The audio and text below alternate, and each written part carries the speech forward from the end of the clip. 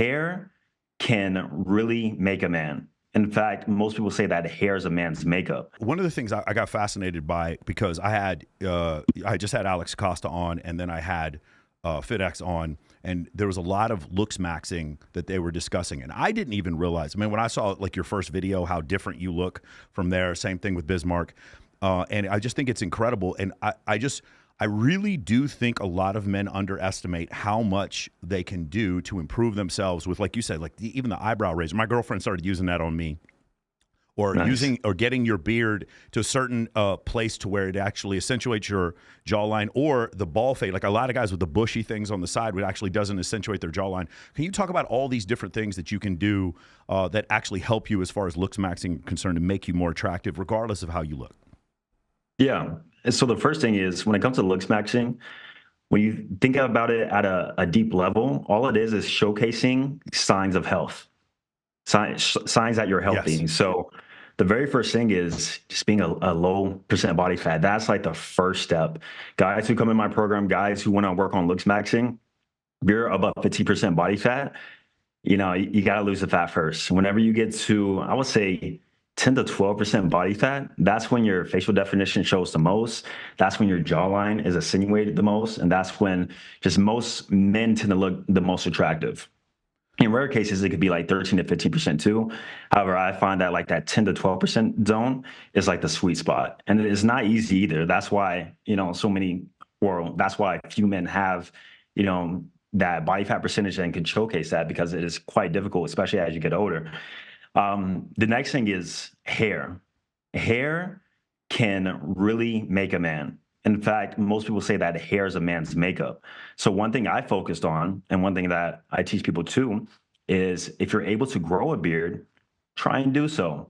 There's been studies done that showcase that a dense dark stubble, for women, I think above 22 or 23, is said to be like universally more attractive than any other beard lift, including being clean shaven. So what I did is I used minoxidil for like 2 years, because before that, I was in ROTC, I was always shaven.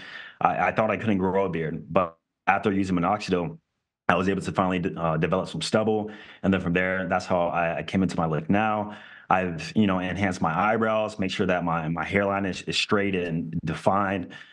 So if you can just maximize your hair in all areas, it can really showcase signs of youth, and for that reason, make you more attractive.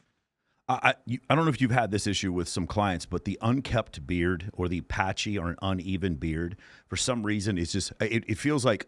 So I'm friends with Bilzerian, and I've seen at his house, like the stuff that he does in order to like take care of his beard, and it's a lot of stuff. In order for you to be that ostentatious, to have that much of a beard, you have to really take care of it. But I see a lot of guys, especially often they're Eastern European, stuff like this, and the beard comes out like an afro, like to the sides or whatever. And I keep trying to explain to them, like, this is a weird shape that you're making your face, and it's like there's sort of this patchiness to it. Can you talk about this? But because it's not this concept where it's like women like a beard, so grow a big, huge beard. It's like women like stubble. You made that distinction. Yeah. So one thing guys get wrong too is that when they think of these hacks or things to make themselves more attractive, they go into a viewpoint of what they think men think is more attractive. Yes. So that's the differentiation between male versus female gaze. A male gaze in terms of facial hair is something like you said, the big bushy beard. It's very masculine. It's very quote unquote alpha. And if you are going to go that route, at least it needs to be sharp and groomed, which takes a lot of dedication. It's going to be probably like daily grooming or every other day grooming. But you never want something that's big, bushy, looks unkept, because you just look unkept. And for the most part, a lot of these guys look homeless, to some degree, especially if they don't take care of it and they just let it grow wild. So if you can keep it close to your face to insinuate your features and or grow enough hair to where you can actually create features for yourself.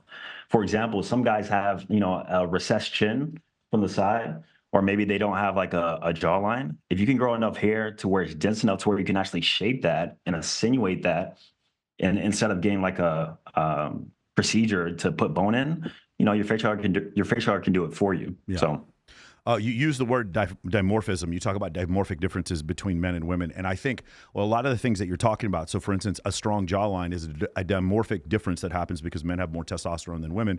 And also the other one was, when FitX was on here, he's talking about the hunter eyes. And so the other thing is, what you do with your eyebrow that actually can show, because men have their eyes sit further back in their head. You'll see with women, when they have more estrogen, their eyes are bigger. They sit bigger in their head. And so the reason why is this is a protective thing. Again, when men get into combat, battle, competition, whatever, this eyebrow muscle or this eyebrow bone is there to protect the eye.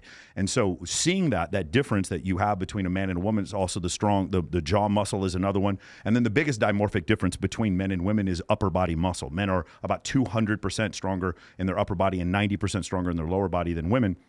And these dimorphic differences, like you said before, they clearly show that there's two different genders, but you're actually separating yourself even more. And that's why that dimorphism is so important.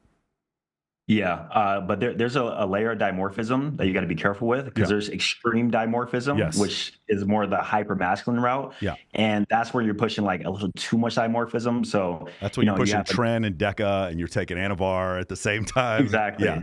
It's mostly unnatural routes, but even the big bushy beard can be a case of like extreme dimorphism to where you come off hyper masculine, and that's more of a niche sort of thing. But yeah, dimorphism is also shown in the animal kingdom. Humans can relate to it too. Yeah. So for sure. Peacocks. Yeah, for sure. Peacocks are actually, peacocks showing off their tail to show that they have, better fitness.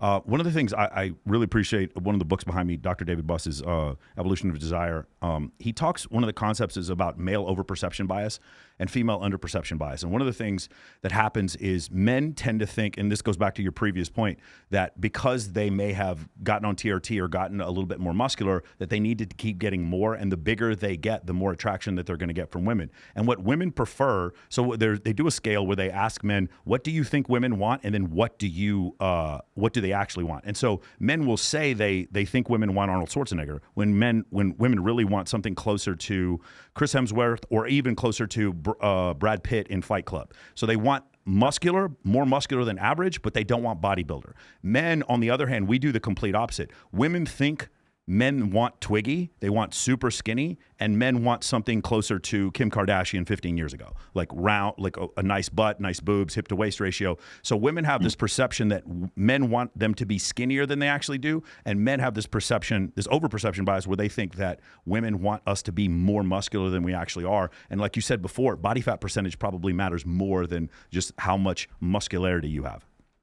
Yeah, that's true. And that's interesting from the woman's perspective, how a lot of women want to be skinnier or even leaner than what is considered, most men would consider attractive. Yeah.